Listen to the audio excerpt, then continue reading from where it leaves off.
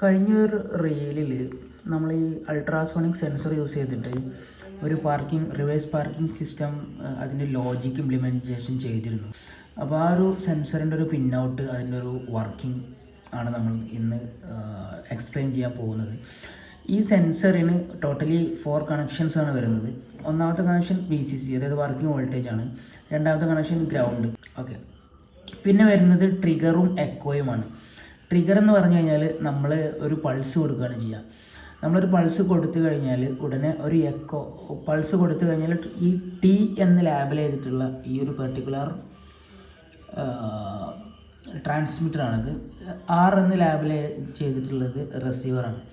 അപ്പോൾ ഈ T എന്ന് ലേബൽ ചെയ്തിട്ടുള്ള ട്രാൻസ്മിറ്ററിൽ നിന്നും ഒരു അൾട്രാസോണിക് സൗണ്ട് വേവ് ട്രാൻസ്മിറ്റ് ആവും.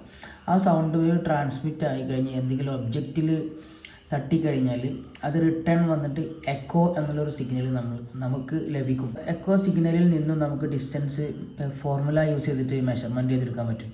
അങ്ങനെ ആ ഒരു ഡിസ്റ്റൻസിൻ്റെ മെഷേഴ്സ് യൂസ് ചെയ്തിട്ടാണ് നമ്മൾ പെർട്ടിക്കുലർ ആപ്ലിക്കേഷൻസിൽ ഇത് ഇംപ്ലിമെൻറ്റ് ചെയ്യാൻ പറ്റുക. ഇപ്പോൾ ഡിസ്റ്റൻസ് ബേസ് ചെയ്തിട്ടുള്ള ഒരു പ്രോജക്റ്റ് ആണെന്നുണ്ടെങ്കിൽ അതിനകത്ത് നമുക്ക് ഈ ഒരു ഇതിന് എക്കോന്ന് ലഭിക്കുന്ന റീഡിങ്സിനനുസരിച്ചിട്ടുള്ള കാൽക്കുലേഷൻ വെച്ചിട്ട് നമുക്ക് ഡിസ്റ്റൻസ് മെഷർ ചെയ്തെടുക്കാൻ പറ്റും. പല വെറൈറ്റി ഓഫ് ആപ്ലിക്കേഷൻസിൽ നമുക്ക് ഇത് യൂസ് ചെയ്യാൻ പറ്റും.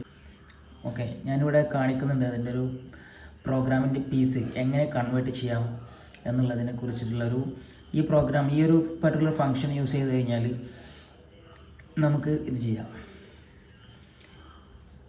ഈ ഒരു ഫങ്ഷൻ യൂസ് ചെയ്തിട്ടാണ് നമ്മൾ ട്രിഗർ കൊടുക്കുന്നത്. മീൻസ് ഈ ഒരു പർട്ടിക്കുലർ സെൻസറിനകത്തോട്ട് നമ്മൾ ട്രിഗർ നൽകിക്കഴിഞ്ഞാലാണ് എക്കോ നമുക്ക് റിസൾട്ട് കിട്ടുക. അപ്പോൾ ട്രിഗർ കൊടുക്കുന്നത് ഈ ഒരു പർട്ടിക്കുലർ ഫങ്ഷൻ യൂസ് ചെയ്തിട്ടാണ്. ഇനി എക്കോ എന്നുള്ള ഈ ഒരു റീഡിങ്സ് നമ്മൾ എടുത്തതിന് ശേഷം എക്കോ നമ്മൾ കാൽക്കുലേഷൻ ചെയ്തിട്ടാണ്, എക്കോയിൽ നിന്നുള്ള വാല്യൂ അനുസരിച്ച് കാൽക്കുലേഷൻ ചെയ്തിട്ടാണ് ഡിസ്റ്റൻസ് മെഷർ ചെയ്യുന്നത്. ഓക്കെ, അതിന് ഈ ഫങ്ഷനാണ് യൂസ് ചെയ്യുക.